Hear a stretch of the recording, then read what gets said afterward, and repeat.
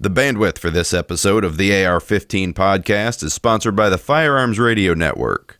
Firearmsradio.tv.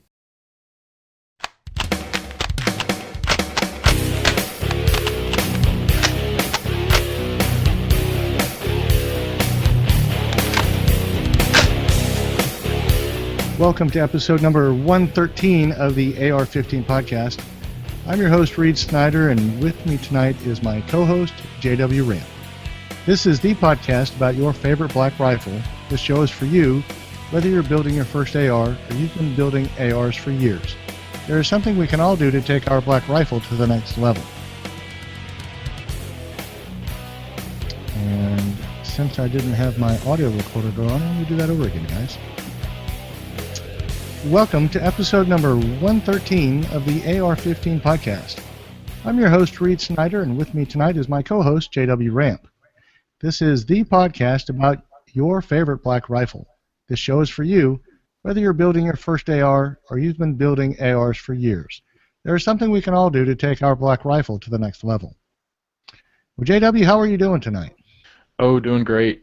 It's been snowing pretty hard here in Pittsburgh. I know we're not getting nearly as much as some of our other, some of the guys I work with that are over in Boston and up in New England. It's been pretty bad up there. But I snuck out to the range on Sunday with some friends and thought we were going to miss the snow, but we ended up getting hammered. I put up a couple photos on the Facebook. You can see it was snowing pretty hard, but we had a good time. Well, I think you listeners ought to go out and take a look at the Facebook page. JW has shown his resolve for getting out into the field and getting some hands-on. I got to tell you that weather right there is the exact reason that my father moved out of Pennsylvania. Yeah, the cool thing about heavy snow is that you can see the beam of your visible laser all the way through the snow. Well, we also have with us tonight Tilden Smith. And Tilden, you are the driving force behind 80% Arms. And so we're going to have you on and talk about 80% lowers. And thank you for joining us. Glad to be with you. Thanks. Well, before we get too far in the show, we want to remind you all that it is Brownells that helps make this show possible. So don't forget that Brownells, with a 100% lifetime satisfaction guarantee, is there for you anytime you have a problem, like when you can't remove the taper pins from your new barrel to slip off the front sight base and you now have to find a new barrel. So we were able to find out from Brownells, not in any special way, but through our exposure to them at SHOT Show, that they are starting a new, I guess it would be a customer loyalty program. It's called Brownell's Edge Program.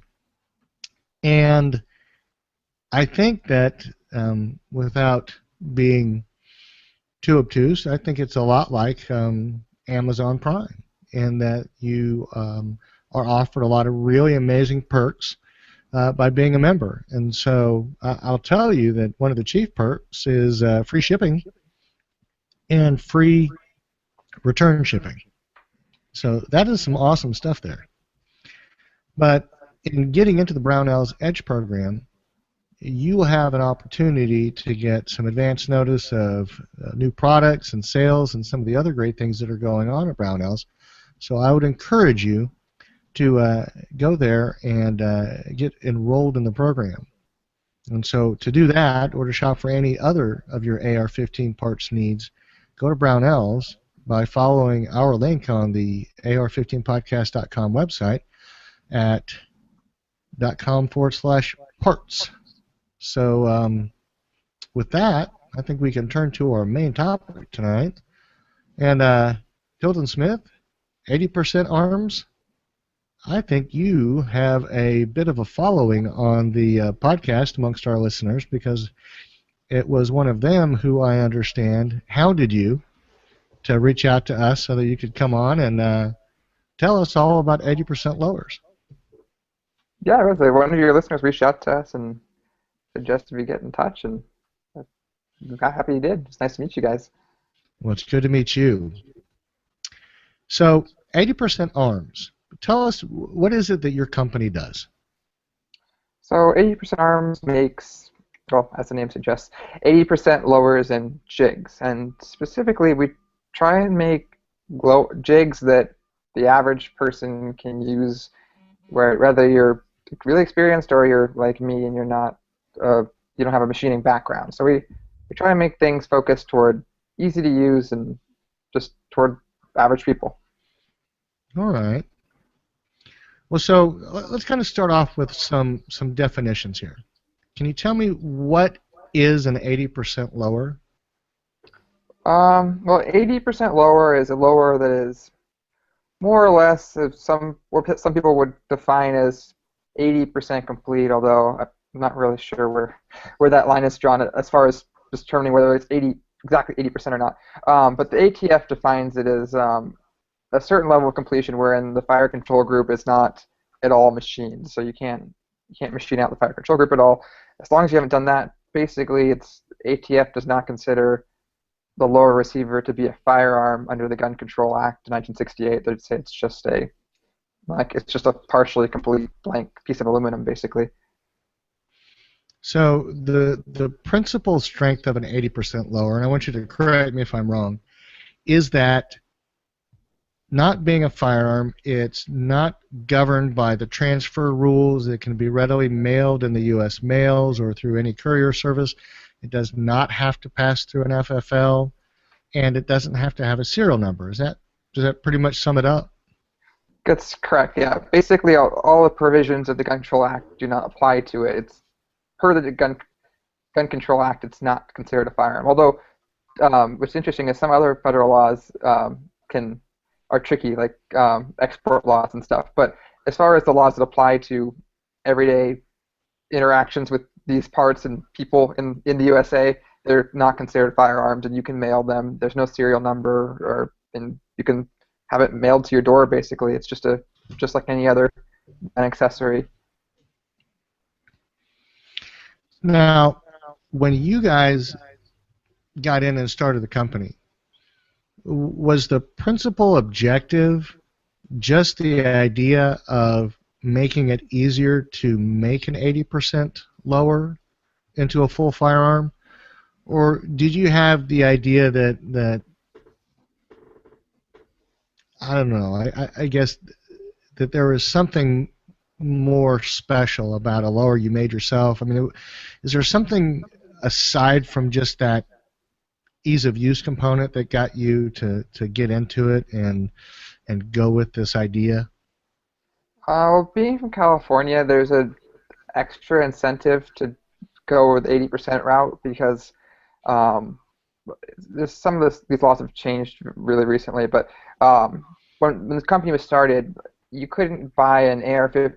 You could only buy an AR-15 pistol from a gun store through this really complicated, expensive process, and it kind of made it expensive because there's only a few stores that did it, and that would raise the prices. So if you wanted to build an AR pistol, you basically, aside from that option, your choice was to build it from 80%. So that's how I initially got into 80% lowers.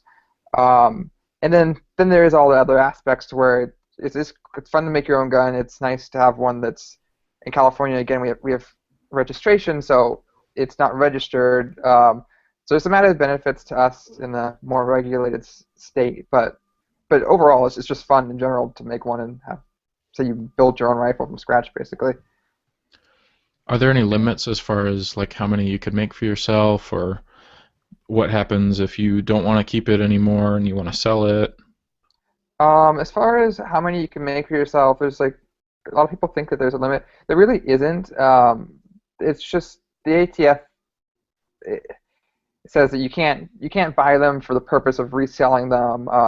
So I mean, if you make 1,000 of them and your intent is obviously that you're going to be selling them or disposing of them somehow, that could be a problem. It's also like buying and selling guns. Like you can't, for a business, buy and sell firearms without an FFL, but you can buy and sell firearms occasionally as an individual without an FFL. So it's the same line of logic there. It's for your own use, it's okay, but if you're trying to make a business out of it, you have a machine shop and you're buying a bunch of these 80%ers, finishing them up and saying, oh, I want to sell them now, you need an FFL for that.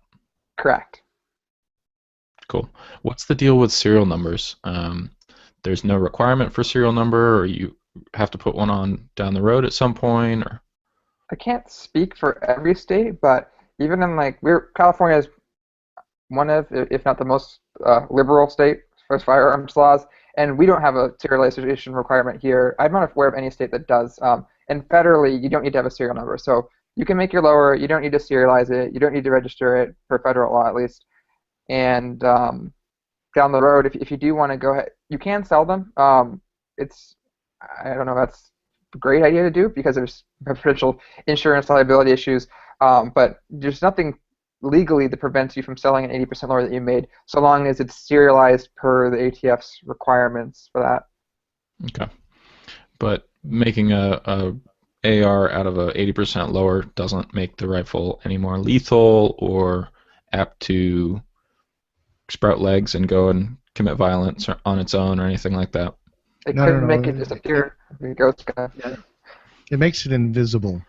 It's that kind of apparition made of the ether thing. I think that's the big problem.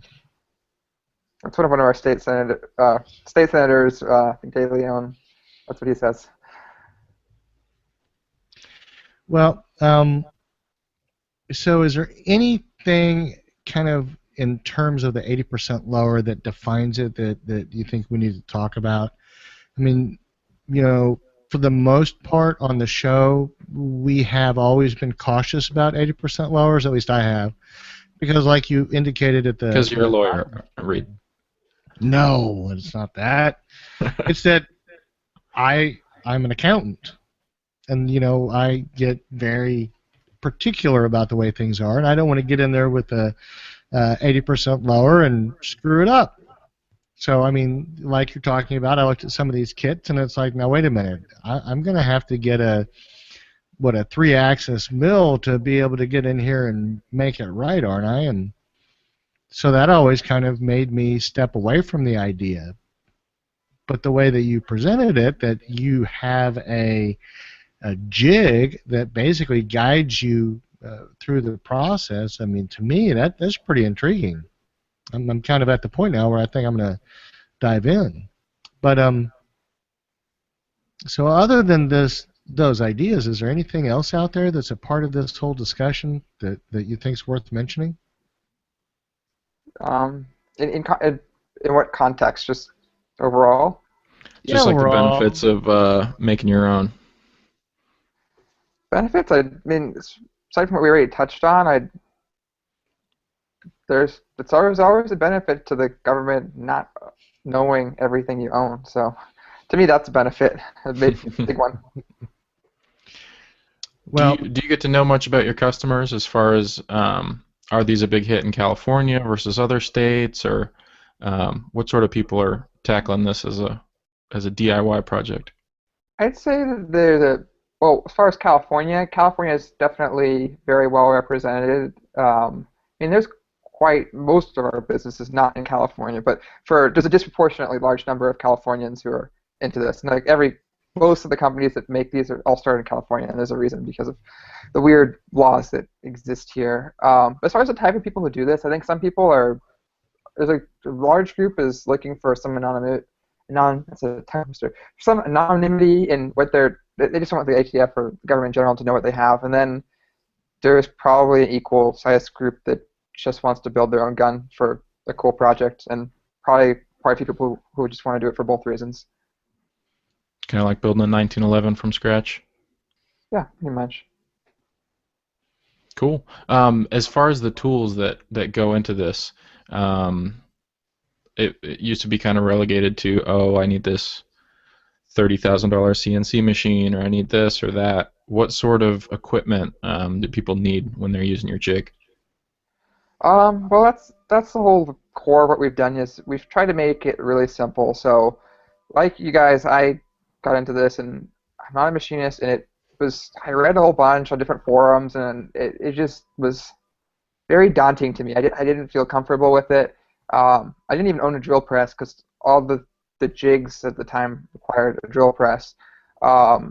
So that's like the way things used to be, whereas people used to go to these like they called build parties where you could rent a CNC machine, and that was a great way to get 80% lower done for the time it existed. And then the ATF clamped down on that and said no, no one could do that anymore. And that's kind of an ongoing issue, but they're holding their ground on that. So then that left the option of building it yourself with jigs, and they all basically required a mill, like you brought up, or a drill press. And now that I know more about it, that's not the most complicated process in the world, but it's certainly not what I'd consider easy. So we set out to make it a simpler process. So what we engineered was the jig that uses a router instead of a drill press. And it's hard to, if you haven't done it or seen the process, it's hard to kind of explain verbally why that's a lot better. But just to summarize it, a drill press isn't made to mill things, it's made to drill holes. And a router, although people typically think of them as being for wood, they're made to cut sideways. And aluminum actually isn't that hard, and compared, it's harder than wood, but it's really not that hard of a metal, so it's fairly easy to cut, and a router works really well. So we made a jig that doesn't require a drill press, uses a router instead, and you do have to do some drilling, but you can use a hand drill for that instead of a drill press if you don't own one. And we also just simplified the design where we kind of dummy-proof some things, and we've integrated, like, you used to have to do a lot of measuring to make it lower. We put the measuring tools built into the jig, so you don't have to have any measuring equipment whatsoever to build the lower. So it's just a very simplified process where you follow directions, take the time to read them, just do step 1 through down the list, and if you follow this set of directions, you will have a complete lower, and you really don't have to have any prior skill set before starting it. Now, I have to tell you, I did, in fact, look at your instructional videos, and I do think they're very well done, but what struck me was, as you're explaining it, in the video, it is very clear how to gauge depth and how to gauge, which parts of the metal are going to be shaved off in which steps, and how to accomplish these. I think that from the perspective of a viewer, I was struck by really how simple it seems the way that it was explained. I did want to know on the routers, is there a class or a category of router that is that you guys feel is a better tool than another? Because I'm familiar with, like, I think the Dremel can be hooked up with a routing attachment, and then I've seen some routers that are designed to basically, mill a couple of thousand doors at a time. So is there something that you guys are aiming for in that spectrum? Yeah, what we aim for is for people who are, some people have routers, so we generally tell them if it's a decent router, it's fine to use. But when people go out and buy a router specifically for this application, we have specifically a router we recommend, which is the Porter Cable model PCE6430. It's a new model that just came out with that replaced our previous recommended one, and it works really well. But basically, any compact router works. Specifically, like, the best ones are the laminate routers because they have a smaller base, but full-size routers work too. There's like a slightly revised procedure in our manual at one point where you have to do something a little bit differently with a larger router, but it's designed so people who have them can use the one they have. But what we caution against is the Harbor Freight routers, and mainly just the Harbor Freight ones. They have issues, mainly in that they're poor quality, and there's a lot of runout in the end mill, meaning it doesn't spin perfectly a circle. So that gives you a really poor finish. And a lot of people who the people who usually aren't happy with how their lower turned out, that's the reason why. So they come to us and say, why does this not look like the pictures? It's like, well, the router was Harbor Freight, that's what happens. But if you use a router that generally, like, the minimum price point's about $80 to $90 new, or you can buy those same routers used for less. But as long as you're getting a router that retailed originally at around that price range, you should be good to go. So compact laminate routers, $90 range is what we recommend, basically. As far as the bits go, are these things that you provided with the jig? Is there a life expectancy with these? Is there some expectation that at a point you're going to have to go get new ones, or do you sharpen these or maintain these in some way to keep them going? Yeah, well, we sell a toolkit which is three very common sized drill bits. Like we put them in the kit for simplicity. You can get them at Home Depot. They're just normal drill bits. The one thing that we sell in our kit, which is kind of unusual, is the end mill, which is like the cutting tool that does most of the work. It goes in the router, and we have that. We custom make that end mill out of carbide material, and you can get ones. You won't find it at Home Depot, but you can buy end mills that will work. But the difference between the one we make and the ones that you can buy is that the cutting area on it we make a lot shorter. And what happened? The reasoning behind that is so you can't accidentally cut into your jig, because like the flutes of the end mill the ones you can buy, I think of from different online places, are about 1.5 inches long, and that's high enough where you could cut the actual template of the jig. With ours, it's really short, and we used to tell people to just buy them at different online places, but people would cut into their jigs and they weren't happy with that. So we made our own, and that solved that problem. No one really ruins their jig anymore with the end mill. So that's, and as far as does it wear out, yeah, end mills are wear items. It's really hard to answer how long an end mill will last, because it totally depends on how the person uses it. We recommend taking a more cautious, gentle approach, but that people go quickly a lot of times and the end mill can break. So depending on your approach, you can get 1 to a dozen, or if you're really careful, you get a lot more than a dozen. But the typical range, I think, is between probably 1 to 10 lowers that someone's going to get. And generally, if you're going to have a problem, the first time you do it, you'll realize what is too fast, and then you may go through one, and then on your second lower, you'll probably have the process more buttoned down. Do you really find that many people that'll make 10 of these? Is this kind of addicting, like just a black rifle disease in general? Actually, it really is. It's kind of funny. Like, people do a lot of these. We see so many people that come in. Most of our customers, I think, are just repeat customers. We see, like, someone will come in the door and they'll be back a week or two later, and they'll buy another one, and we see them monthly. And it's really an addiction. A lot of people just do a ton of these, and it's fun. I can understand it. I've done more than I could ever use at this point. So. Now, are these the kind of people that are paying in gold, silver, and Bitcoin? Not really. We do accept Bitcoin. We had a few requests for it, but there's not that many people that use Bitcoin, and I had to say no. But yeah, there are people who want that, but not the majority.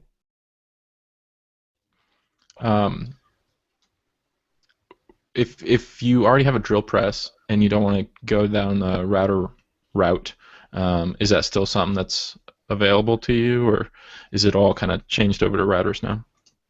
We do make a drill press jig. It's simple as it can be. We have a really good instruction manual for it, but I frankly do not recommend it at all unless you have a lot of, or at least a decent amount of machining experience, because it takes a long time. Even if you know what you're doing and even if you've done 10 lowers before, it'll take you twice as long with the drill press and the router method. Because we have customers who finish lowers in about 45 minutes. Most of us here have done a bunch. We can do them in under an hour. I don't think we say you can do a lower in under an hour with the jig, which is totally true. But on your first one, that would be a miracle. You're not going to do it under an hour because it takes a long time to read the directions and understand it. But on your second one, it's very doable to get it under an hour with our process.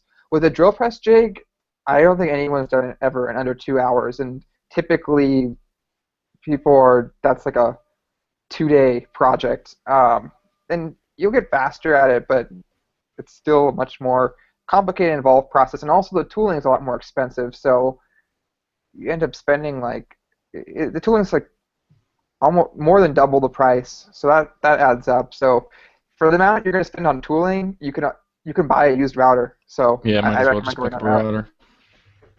Cool. So let's talk about the actual process of machining the lower.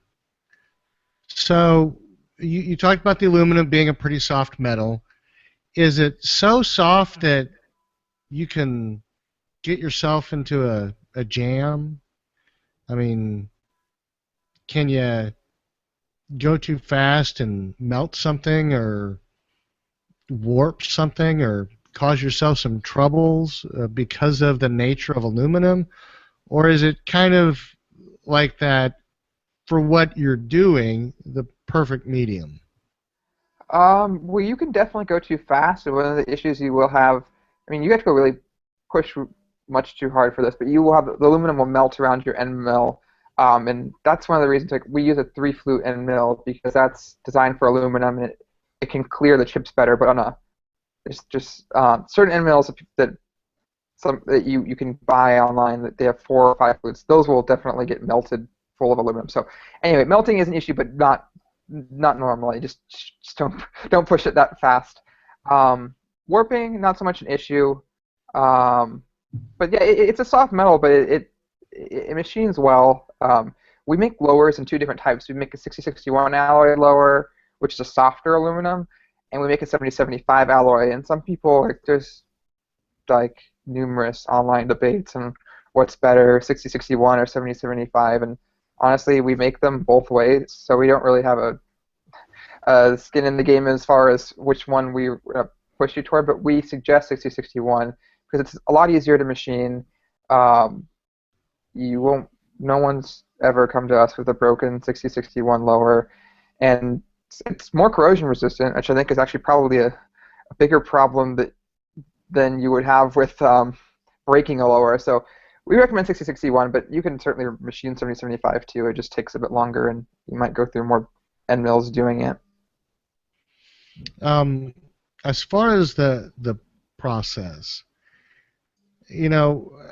I guess in terms of my thinking, and I couldn't tell you that I've gone back and looked, but I would always expect that many of the corners, many of the spaces in my lowers that I buy have they're sanded smooth. The corners have smaller arcs or radius or whatever you would call it in the corners, or maybe they're squared off.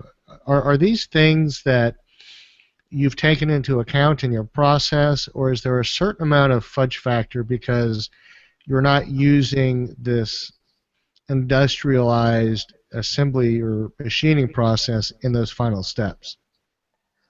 Yeah, as far as fudge factor, there is. Well, it depends in as far as what components, like the spacing of your trigger hammer holes. There's not really much fudge factor for that, but it's also hard to mess that up because you're just drilling. There's holes in the jig that guide you through it. You really can't mess that up. But as far as like milling the pocket, we've seen some really, really scary looking ones that, like, we wonder, like, follow the directions, how did you do this? And I saw a couple on the forums, and there were holes down through the bottom of the lower that definitely shouldn't have been there. Yeah, but it's very difficult to mess one up to the point where it won't work. You could put random extra holes in there, and it'll generally, as long as they're not in the critical spot, it'll still work. But yeah, as far just as add some more and call them lightning holes.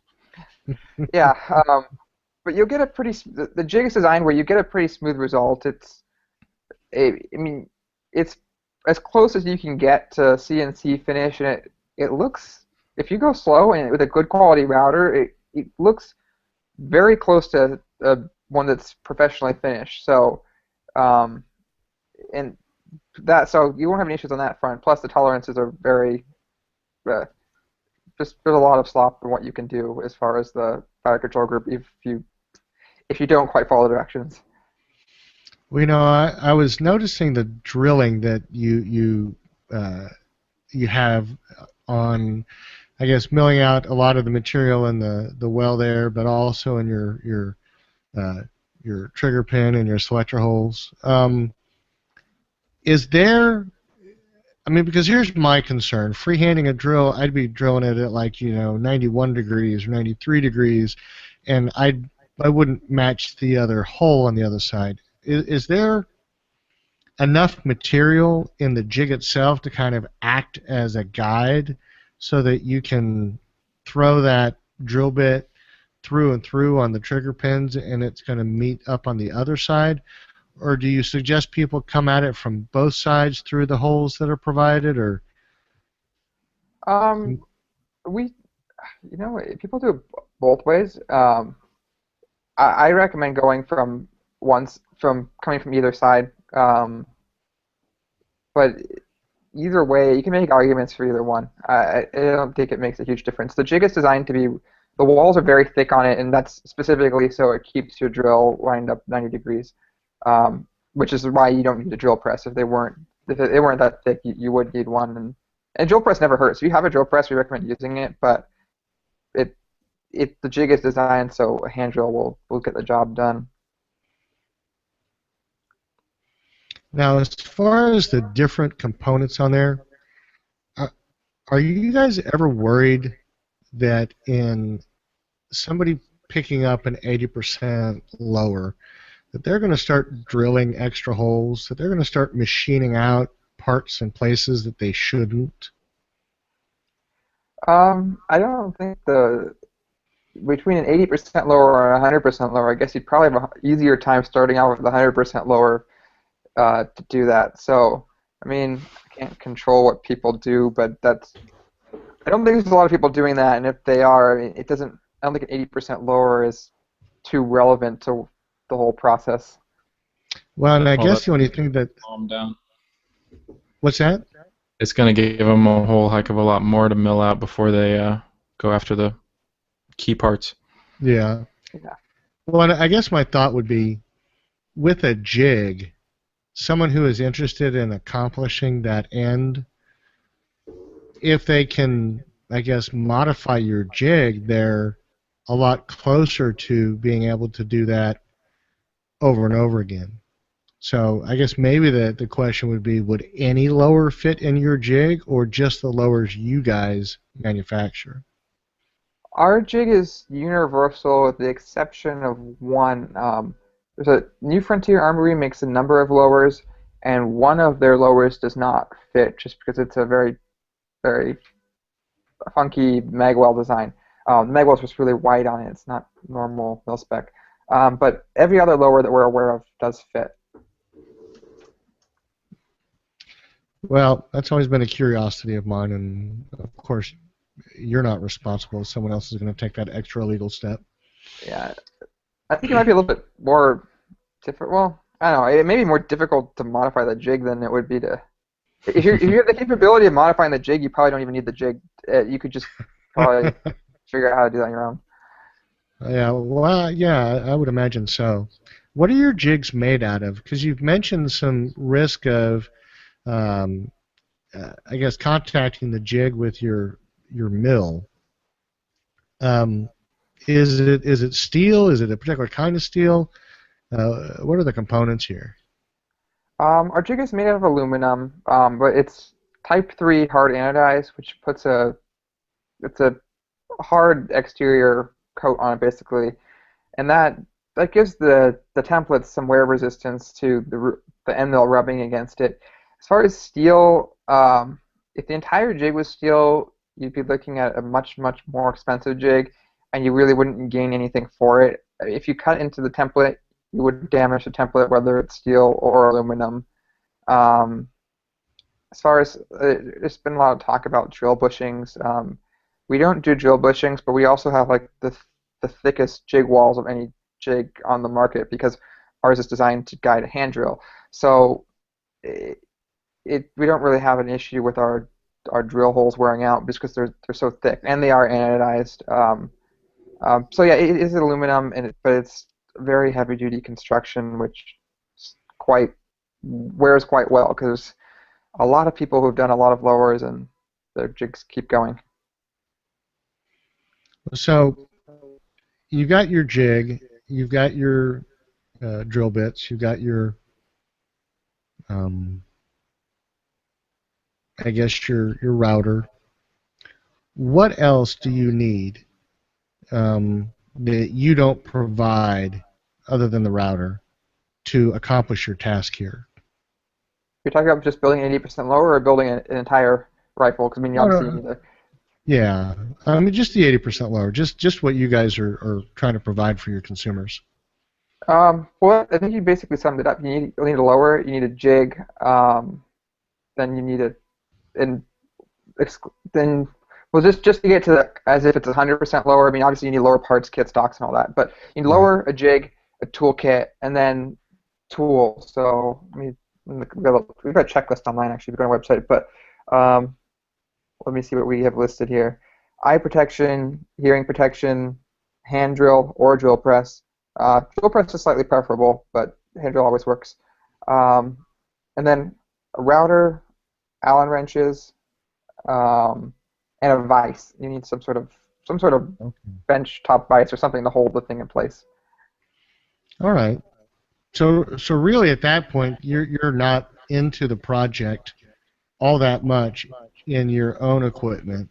Uh, Probably most of those things you'll have already as far as routers and drills and a vise. Yeah, hopefully most people don't have to go out and buy all that stuff, but not. I mean, I think it's 50-50 between some, like half of our customers already have a router and half don't. So a lot of people have to go out and buy that, but everything else most everyone has already.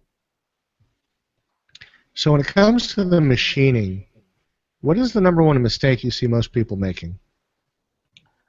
Um, Probably a couple mistakes. Well, probably more than a couple. So in order of the commonness of it, like all these things are like, in red in our manual, but there's a lot of information in the manual. I understand that people miss these things, but so there's a part. One of the first steps is you drill out a lot of the material in the top of the lower using a 3/8-inch drill bit.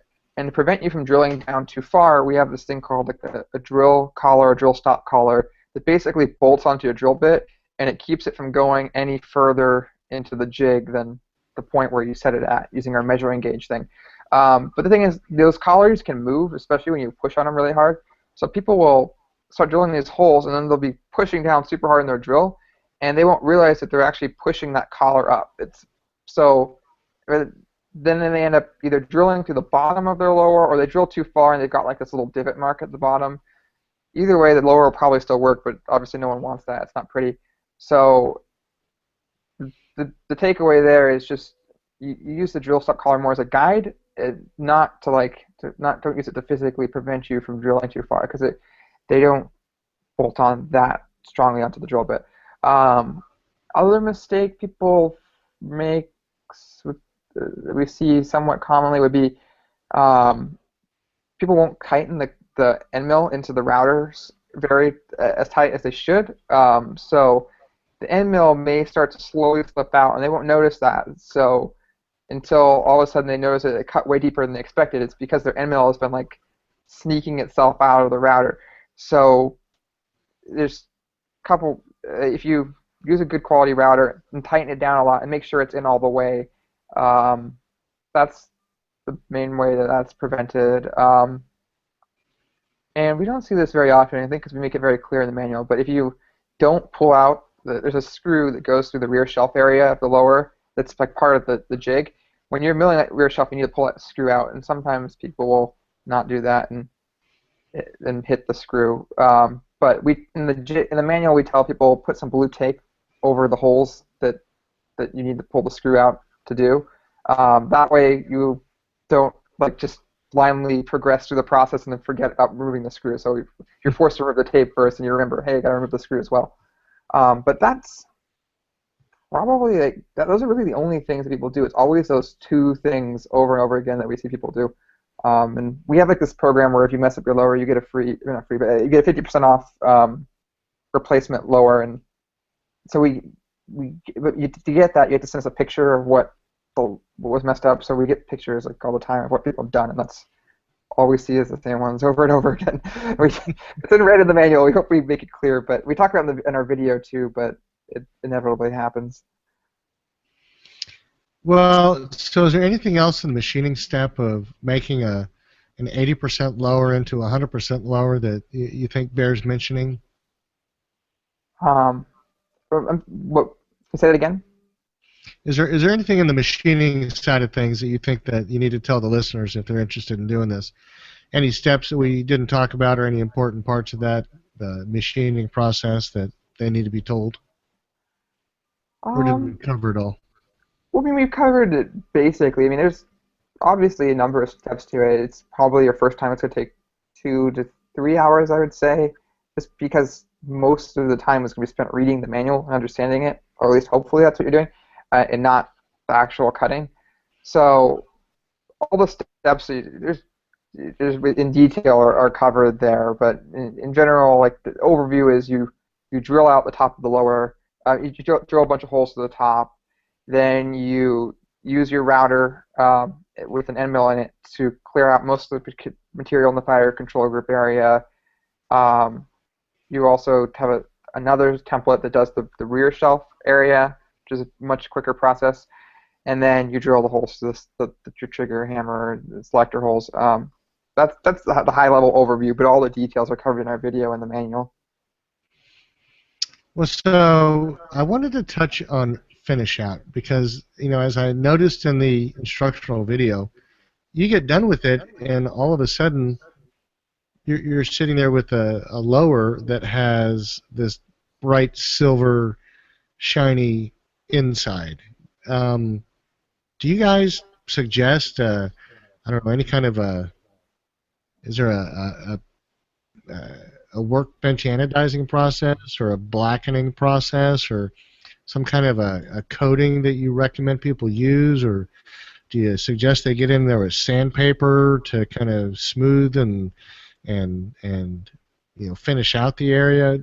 Is there a finish out, or in your minds is that the last step when you get that last piece of aluminum milled out with the end mill? That's a great question because we get that question a lot, and I mean, I understand why people ask it.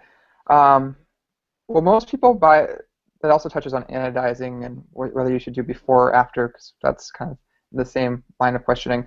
So yes, if you're doing an anodized lower, the part you finish is going to be just silver aluminum.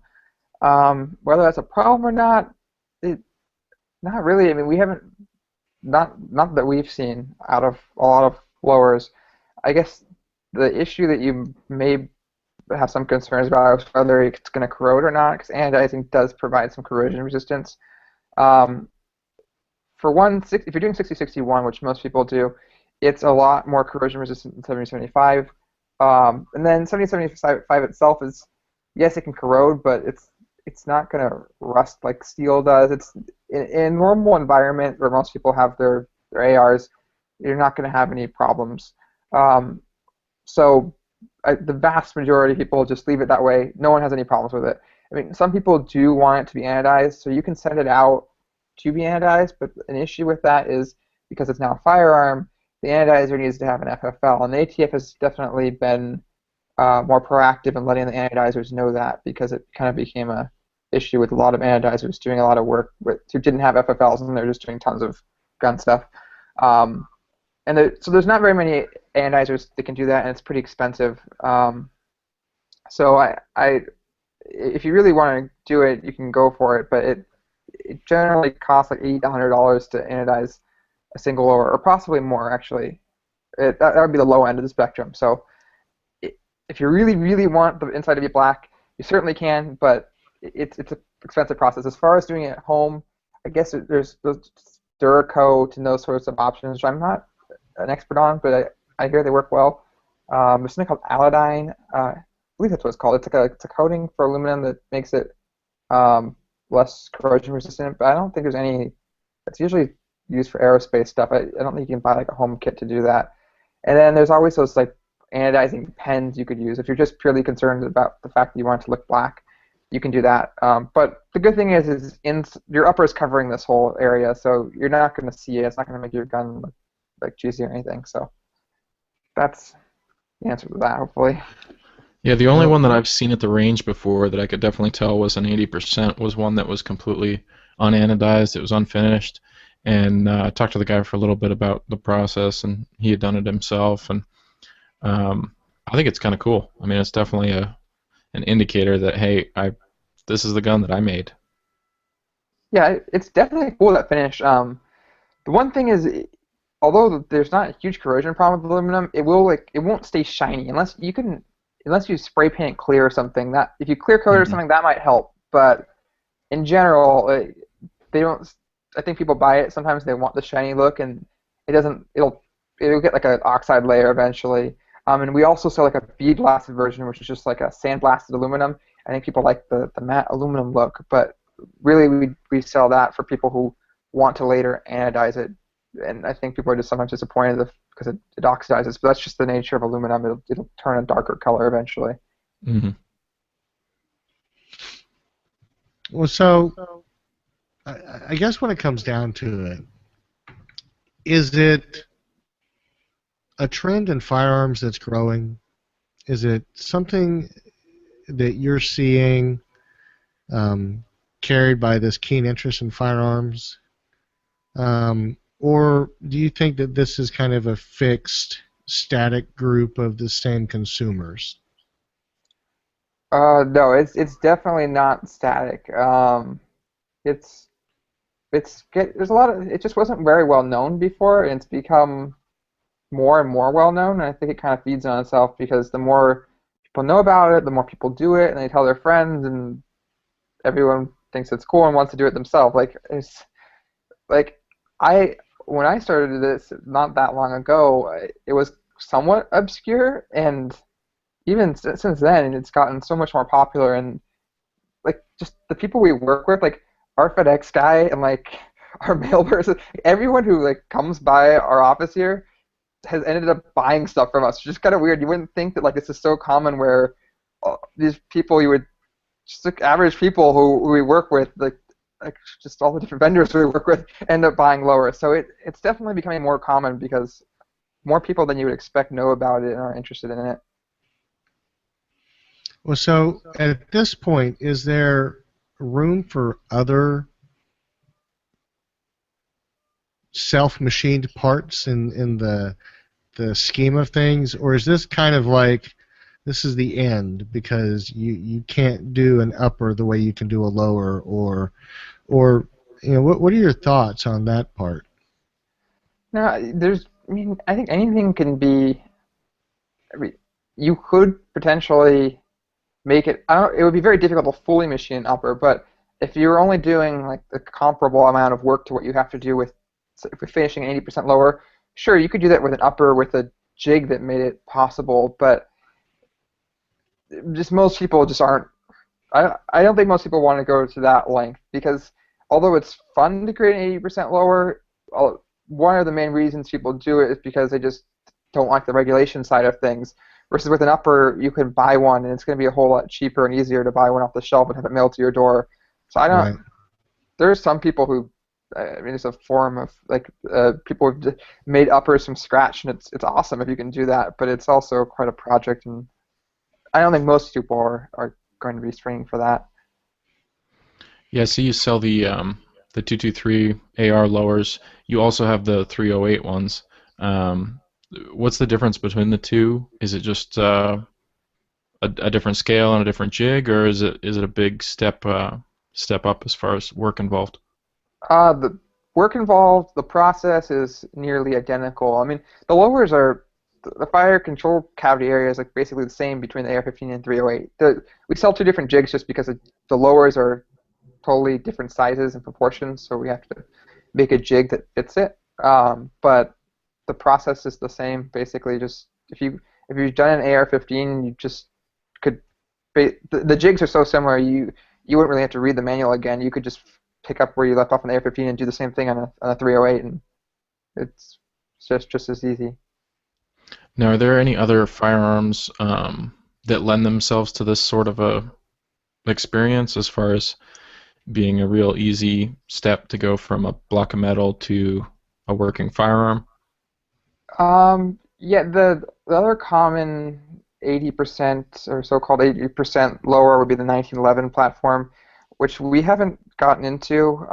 We've looked at it, and I can't say we'll never have a 1911, but it kind of goes so far. It kind of goes against what we're about, which is making things as simple as possible. The 1911 is a lot harder to machine than an AR-15, just because of the way the ATF is, what features that they're requiring to make it a firearm are just in general harder to machine than they are on an AR-15.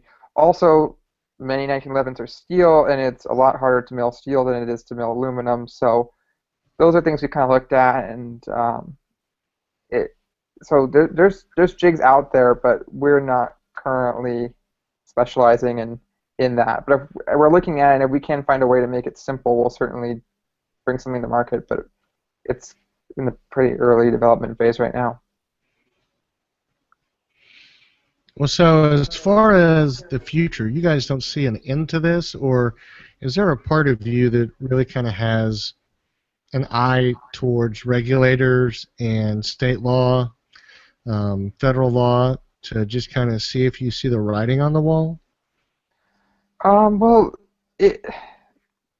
I'm sure that there's plenty of people in government who obviously aren't happy with this, including the ATF themselves. Like they're I think at the upper levels have tried to figure out what they can do about this. They definitely made it harder for people by getting rid of the whole CNC rent-a-machine process, which was really prevalent for a while, at least here in California. I think nationally it was kind of growing a lot, but California, that was huge.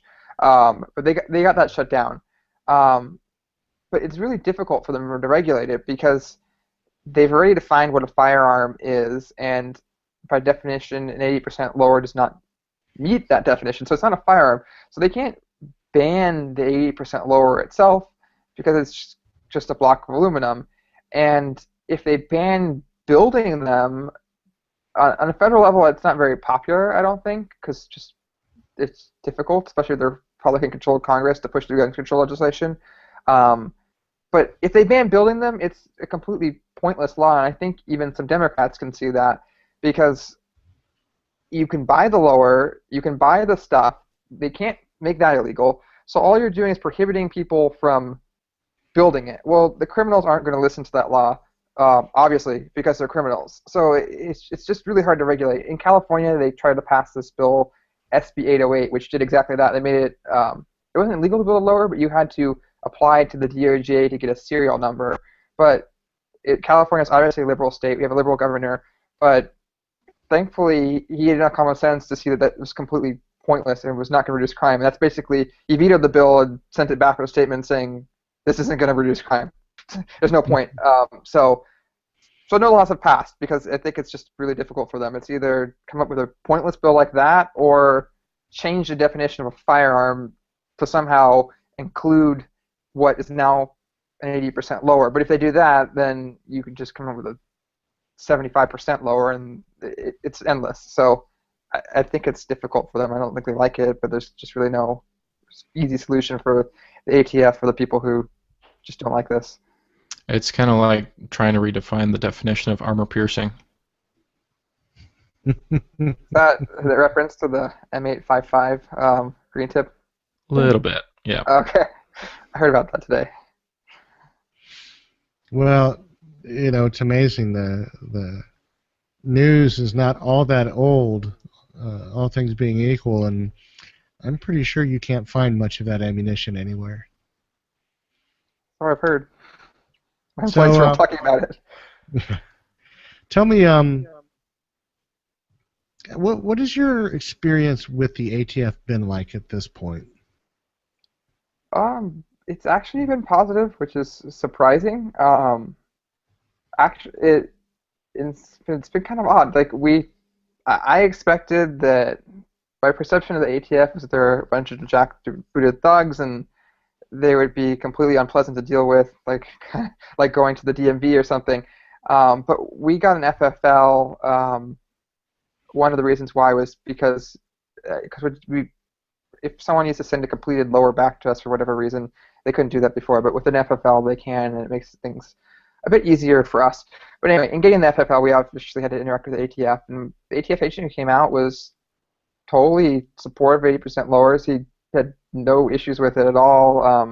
He kind of told us what we can and can't do, explained the ground rules, but he himself was a shooter, gun guy, and I think I got the impression that resent California's laws as much as we do, because California's laws are much more restrictive and ridiculous than federal laws. Overall, it was pretty positive, and then we've dealt with another agent who's also been pretty positive. Although when we've had some technical questions, we've actually requested clarification on from the ATF that kind of, I think, made them uncomfortable.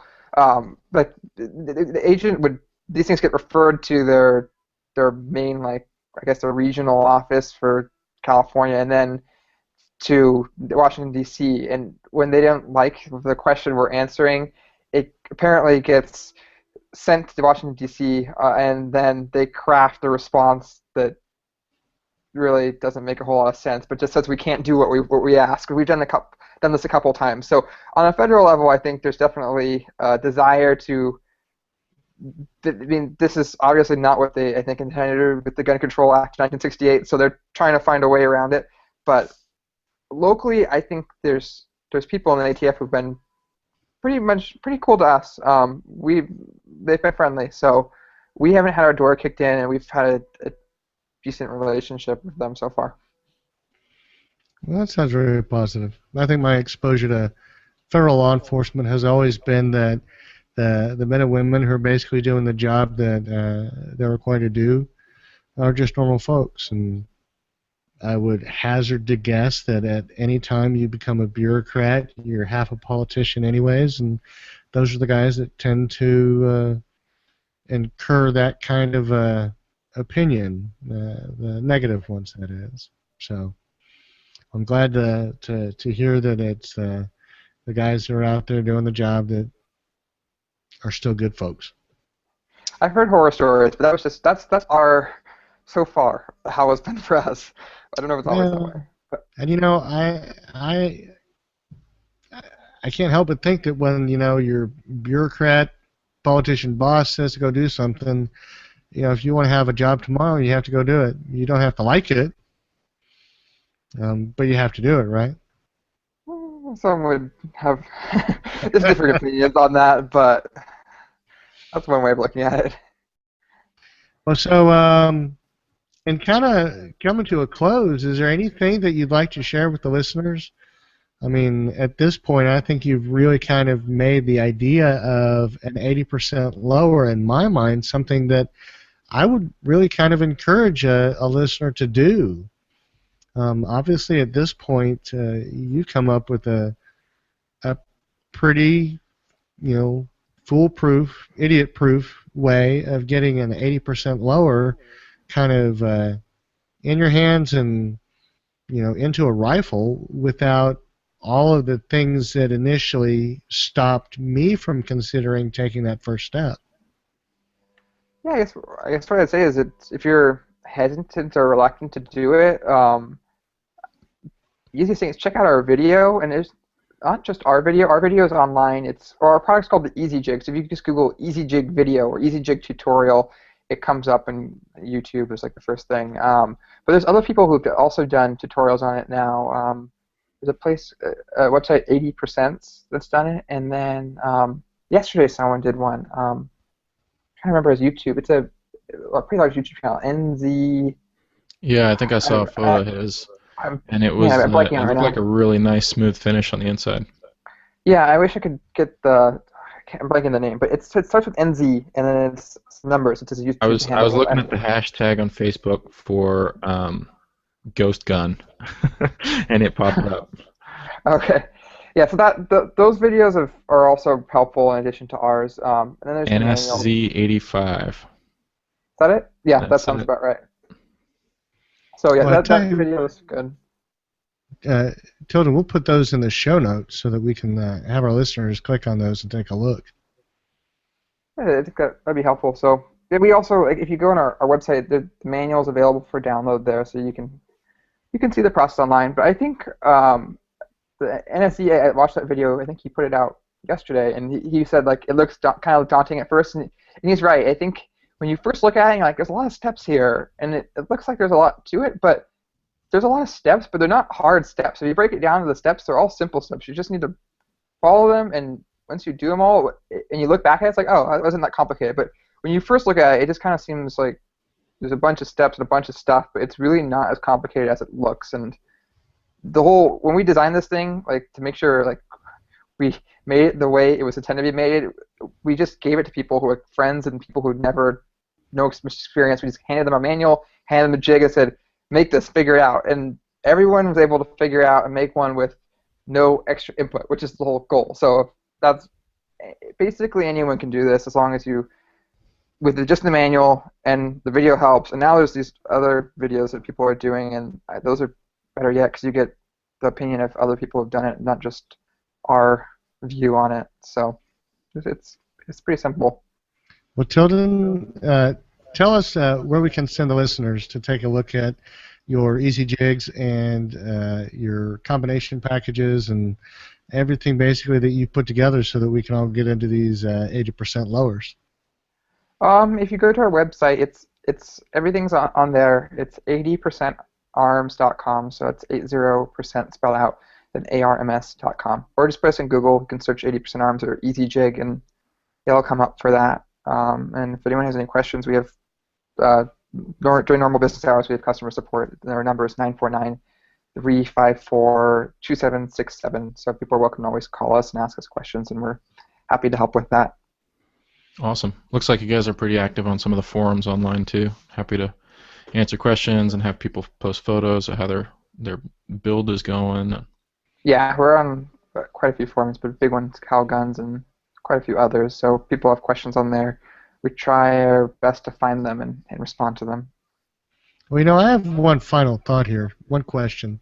So being in California, you build a 80% lower. You guys still have all of the other requirements for an AR that the rest of the Californians have, right? So you'd have to have a bullet button and yeah. So you guys are still under the umbrella of all of those requirements, right? It's unfortunate. Yeah, there's not much.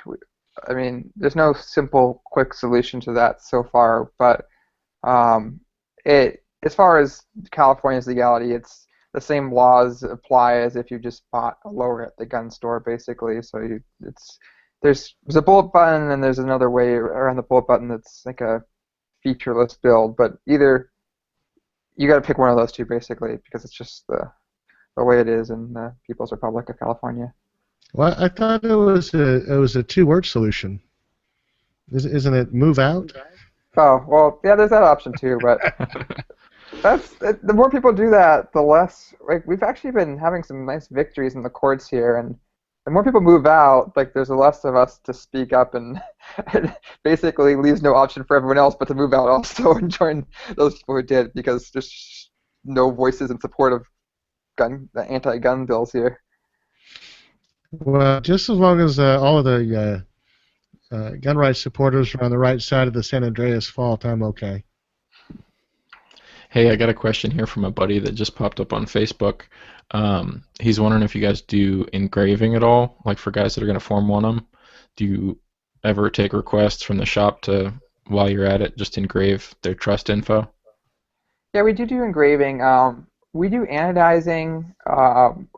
We have an FFL, and we work with an anodizer to do anodizing. We don't actually do anodizing in-house, but we're actually probably the best price in anodizing because we kind of group anodizing together, so you don't end up paying, like, if you do one part, anodizing, it's like there's this lot charge. If you do one, or if you do a bunch, it's cheaper. So we pass those savings on. But we do also laser engraving. But we currently don't do what would be required for like ATF engraving, because that's actually, I think it's a requirement's 3,000 deep. Yeah, it's a little deeper. And laser will just burn it into the anodizing, laser engraving looks the best. It's like basically what you see like on rails when you see like the numbers and stuff engraved on them. That's laser engraving, that white text on anodizing, but it's not actually deep enough into the aluminum to qualify for the ATS requirements. Although people do it people will put like their personal markings and serial numbers just for their own sake if it gets stolen or whatever. But if you ever want to transfer the gun, just know that like, the laser engraving won't qualify for the ATF's standard of what they want.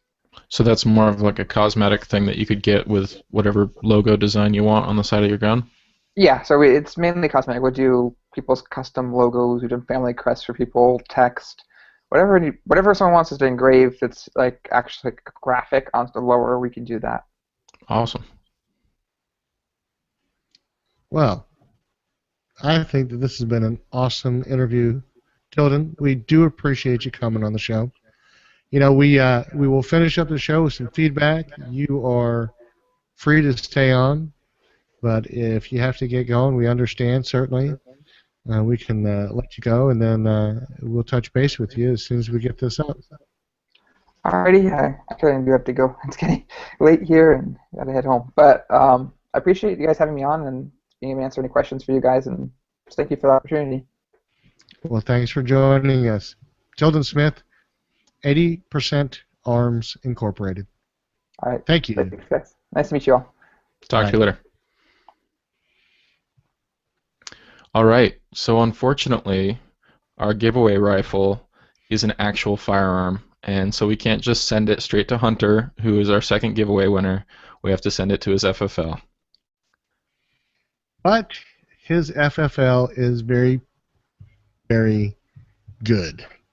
So Hunter will be getting his rifle soon enough, and he's going to be getting back to us, I'm sure, with his critiques and his awesome praise of the wonderful work that we've done over here at the AR-15 podcast. I still haven't seen much for photos. I mean, it was sitting in your safe for I don't know how long. So I'm going to start hassling Hunter for those photos.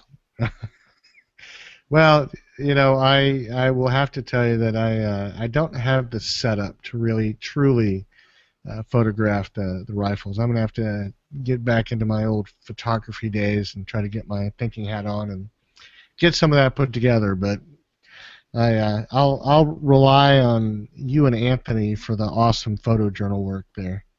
Okay, just send us the guns. I'll take the pictures. So we've got some feedback tonight, and I want to start off with Thomas G. You know, we tend to stay away from politics, not because we're not political, but because we don't think that we do it as well as others. And obviously, JW, you've alluded to it. There are some things that are happening at the ATF that I think some people view as problematic. And so we're talking specifically about the proposed ban of the M855 ammunition, which has a steel core, but from my limited understanding, at this point isn't actually by definition a part of the array of things that are considered armor piercing, but has been placed in that category and exempted. Right. And I think it's easy to argue and say, oh, well, you can shoot any AR round at certain kinds of body armor and it's going to zip right through. But I don't think that's necessarily the argument that we want to be making, because then they're going to say, oh, well, then it's all armor piercing and you can't have any of it. I think you got to use what's already on the books, and they have some pretty clear definitions of what makes an armor piercing round armor piercing. And for whatever reason, they've decided that civilians are not allowed to have those. But from at least my reading of it, it doesn't look like M855 matches those criteria. It seems like it's kind of a slap on the wrist for AR pistols, and this is just kind of the easiest thing for them to throw their book at. So, I mean, the comment period's open. I think it's not really comments for do you like this or not. It's comments for, okay, well, how do we put this into practice? Because there's a whole lot of this on the market. This is what everybody was tooled up for to manufacture for their military contracts. So obviously it's at a good price for civilians when they're looking for something to plink with. And you know, there may be pretty significant economic issues in some of these rulings. You know, I think, and I'm just going on instinct and my background, which, while it has nothing to do with, you know, basically administrative side of things, hold on a second. looks like Reed has a family member that needs some attention of the child variety. I'm going to dig right into Gunrunner 82's piece of feedback here. He says, man, so awesome to hear this episode with FN. I'm a huge FN fan myself. Started with the purchase of my FNX9, and my latest purchase was the Scar 17. Nice. Anything with their name on it is of interest to me. Could listen to this episode a dozen times. So yeah, that was really cool. Gunrunner got right back to us with that feedback as soon as the episode went live, and we had a really good time talking with the guys at FN.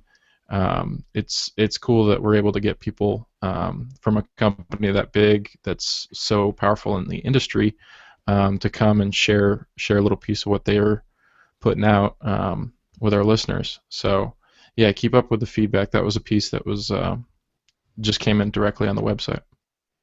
Well, I have to apologize to the listeners.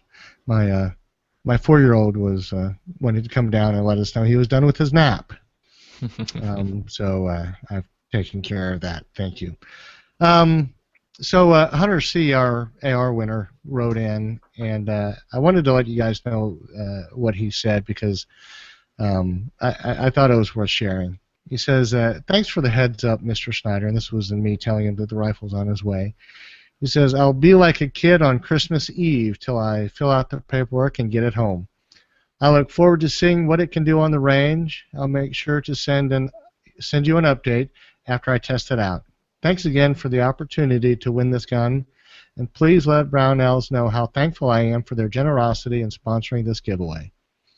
And Brownells is a wonderful company, and we are very appreciative of their support. But I want to let you know, all of you, the listeners, that the reason that we try to get these guests on, the reason that we go to Brownells and pitch these ideas is because we want to show you that we appreciate the fact that you spend the time you do listening to us. It's not that much because, unfortunately, only one of you can win and not all of you. But, it's a start. And since JW has signed his million-year contract as a co-host, I anticipate at least getting a full lifespan of duties out of him, so maybe we'll get enough rifles in that span. And then, of course, Tom J. is the thorn in the side of 80% Arms that got Tilden Smith to contact us, but he says, hey, Reed, any word on when the AR-15 podcast is going to do a show on the 80% lowers? Once again, great show, and keep up the good work. Well, Tom, your hard work paid off, and you've just listened to the show, so thank you very much, Tom. We heard from another Tommy G. He is obviously a faithful listener because he got right back to us after his last piece of feedback. He says, hey guys, thanks for your feedback on my question about a sight for my SBR. I understand that sight radius is not that great on an SBR. I'm not looking for a long-range rifle. I have better ARs configured for that. As I had no experience shooting an SBR, I'm thankful to get your feedback. I was thinking the XS Big Dot sight for point shooting out to 100 meters. But thanks for sharing the info on the review before I spent the $130 on them. When I built the SBR, I had envisioned it would be for home defense, using it some for fighting, rifle training, and shooting out to a max of something like 150 meters. Eventually doing some suppressed hog hunting. Nice. Having said that, what is your opinion on size of red dot? What should I utilize for close target acquisition and out to 150 meters? The 2 minutes or the 4 minute of angle dot. The only real experience I have with a red dot is the 4 minute vortex strike fire, just shooting paper from 25 to 100 meters and occasionally shooting an 8-inch steel at 100, 200, and 300 from a sitting and standing position. Before I go on, let's just dig right into that. I'm a fan of the smaller dots, the 2 minute dots. If you want something a little bit bigger, then crank it up to the next notch, and it'll kind of bloom a little bit and grow, but it really lets you dial it down and have a real nice fine aiming point. So I would say if you have the option of going 2 or 4, Go smaller, and as long as it's a nice high-quality red dot, you're going to get plenty of brightness out of it to really crank it up. If you're concerned about acquisition of the dot when you're bringing it up into your shoulder or something like that, a real bright 2-minute dot is you're not going to have any problems finding that. I'd concur on that point. And I think in my experience, if you're gonna spend the money for, the mid-tier, I would say the aim point range, you're talking about something that you're gonna keep for a while and maybe on a number of different rifles. And the further out you go, I think the better that smaller dot ends up being for you. And so I'm gonna second that 2-minute dot on that as being my preference as well. Cool. He said, on another note, I heard some snickering when you read my inquiry into talking about other chamber offerings. I thought it might be. What do you mean? I honestly don't remember what I was snickering about. He says, I thought it might be interesting to hear from a guest that might have experience in those calibers. I first started reading about 300 Blackout and got caught up in the hype, so I built the first of my many ARs in Blackout in 2013. I now think I would have been better off staying in 223-556, but going with a 77 grain bullet since I don't shoot suppressed yet. Before I spend money building the next fad, I'd like to see what others think of their ARs in other not-so-common calibers and what they're using them for. He also threw in a photo of his SBR. He's got a 10.5-inch barrel in it. And he says, next pick is going to have an aim point once you guys discuss 2-minute or 4-minute. Yeah, aim point, good choice. I'm been talking to them to take a look at that latest T2 and the I want to say it's called a carbine rifle optic. They had the patrol rifle optic. This is an upgrade to that. They've only got a couple of them that are kind of traveling around to different media groups, but I think we are on their list. So we'll be getting back to you guys and probably getting them on the show here at some point. Well, that's pretty good. JW, the whole thing of calibers is something that I think has always intrigued me. Because, I'm sure there are old, wildcatters that, are looking at, like, what is it, 22-250 and the 25-06 and just some of those obscure old calibers, just wondering when they're going to get enough traction to be worthwhile to buy a rifle calibered in them. And then, I know there are other guys that, as soon as a new hot round comes out, they're right behind it with whatever they can get it chambered in. And, I don't know where I am in that spectrum. I mean, obviously, between an AR-10 and an AR-15, you're going to be able to put into good use virtually anything, I would say under a 300 Win Mag, I would safely say a 308 down. So 243s, I'm sure the 25-06s, maybe. But, I don't know that you can ever get away from fad, because how long do you think it takes for a fad to become commonplace? The 300 Blackout is getting to a point, I think, now where it may get enough in the way of legs to really put some choices up on your local gun store shelf as far as ammunition, and to get enough traction for people to consistently have a 300 Blackout in their inventory, dedicating a SKU or many SKUs to it. But, I mean, is that taking off? I don't know. I mean, what are your thoughts, JW? Oh, I think it definitely is. I think some of the other calibers, maybe not so much. You've seen some guys lately go like the straight up AK route. I know Blackout, that was kind of an intention of it, is, well, it's just a little rinky-dink 22. And, okay, well, now we have a 30 cal offering in the same platform. There are some guys that have gone the AK route and done the by 39. But well, I think the Blackout's really the best option for alternative caliber for the AR. And I think it's going to be here for a while. You saw it kind of initially with the Whisper, died down for a little while, and then it really came back full steam ahead. And you've got all the big manufacturers with barrel offerings in blackout. And I mean, that's all it takes is a barrel. Everything else is the same. So Right. I think blackout's here to stay. I do think there are some advantages to running it suppressed, though. But I mean, even just the high power rounds, the supersonic rounds, there's a good they pack a punch. So Now, have you seen in your travels anybody showing up with a caliber you didn't expect, or being so heavily invested in a caliber that you wouldn't have thought they'd gone with? well, I was just editing my interview with Sword International, and they've got a 338 Lapua, and I did not expect that. But as far as reasonable everyday caliber, maybe that's not what most people are going for. But that was pretty impressive. Yeah, absolutely, that was impressive. You know, I think really we're kind of in a state of flux.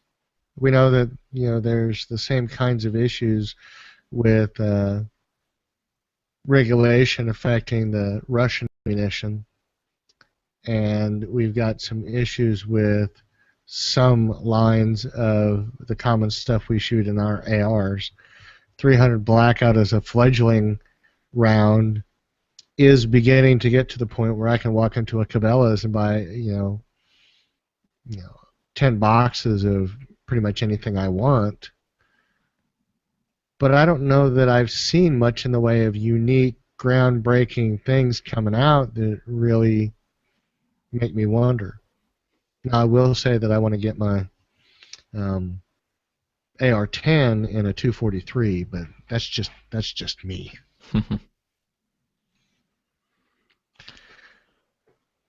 Well, I got one more piece here. This is from Kevin C. He says, I have learned a lot about ARs listening to this podcast, but I dread playing it each week. Many of the podcasts I enjoy are about 45 minutes, like Michael Bain and the Gun Dudes. Maybe it takes more work to tighten it up, but the result is better. Another peeve is the audio stretch marks. Not sure if that's a Skype artifact or Reed's method of talking. Oh. On the other hand, I really enjoyed and learned from the Marines talking optics in the Key Mod episode. I just finished my second build in 6.8 SPC and have parts for more. I meant this as constructive criticism. Thanks for what you do and keep podcasting and improving. Well, I did email Kevin C, and I was trying to figure out what an audio stretch mark is, and I realize now what he's talking about because I've heard it many times. Like he says, an audio stretch mark would be when someone says bad lever, and they say bad lever. It's that stretched out piece of audio. But I think as far as the times I've heard it, it's an internet connectivity issue, and I think somehow the stream is being buffered, and we're just hitting a repeat of whatever syllable it's on. I don't know that there's anything we can do to fix that. I think most often I've heard it from Anthony, and I think that's only because in the backwoods of Alabama, he's only got DSL connectivity, but that may be me being a little too rude. So, sorry, Anthony. As far as the show length thing, I definitely understand. I know there's some other shows out there that either are just starting to get into it or don't even do much of the feedback reading on air.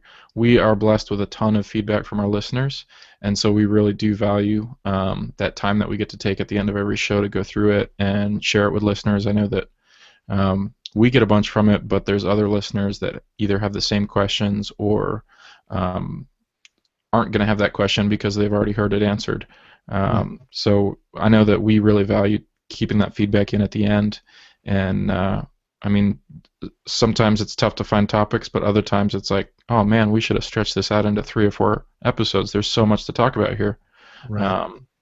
So yeah, when we get these awesome guests on, we definitely don't want to cut them short. So we try and give people as much time as they need to dig into what their company or their product's all about.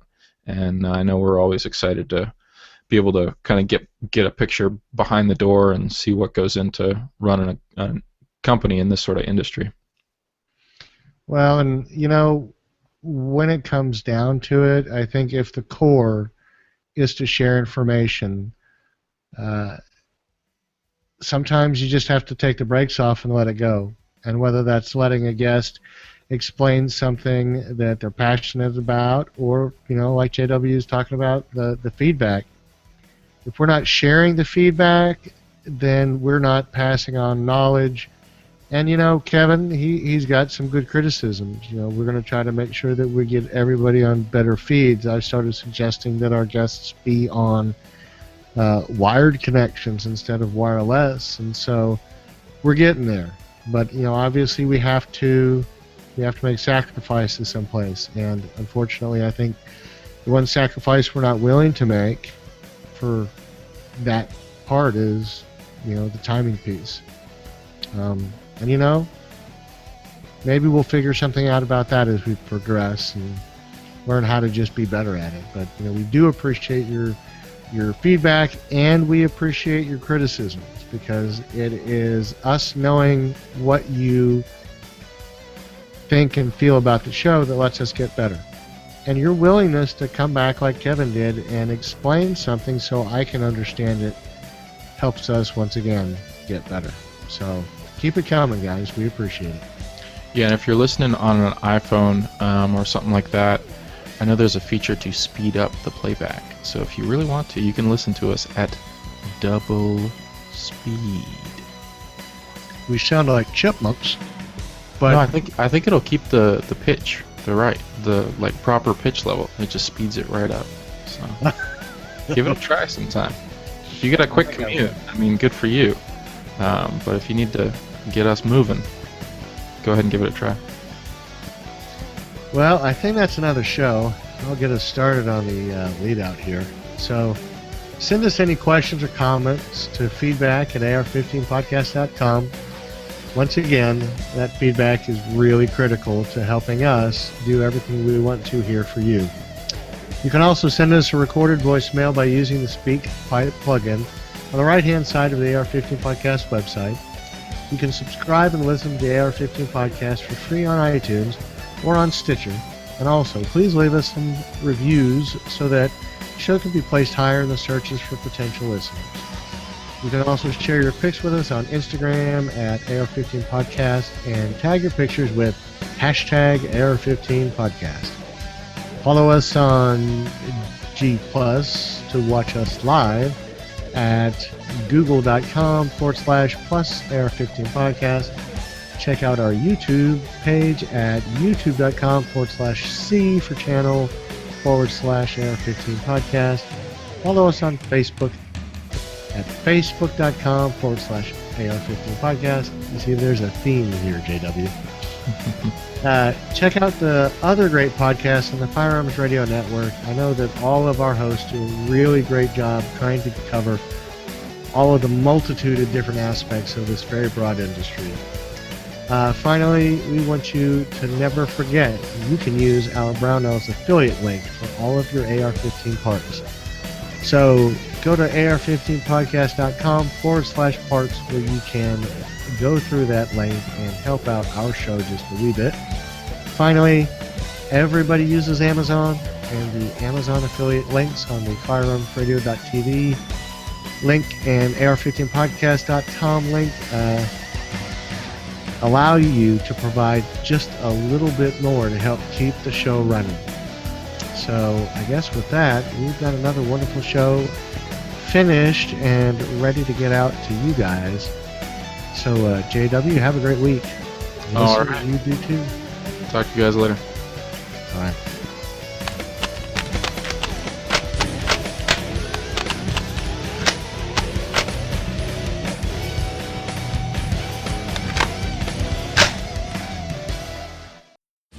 This has been a production of the Firearms Radio Network. You can find more information at firearmsradio.tv.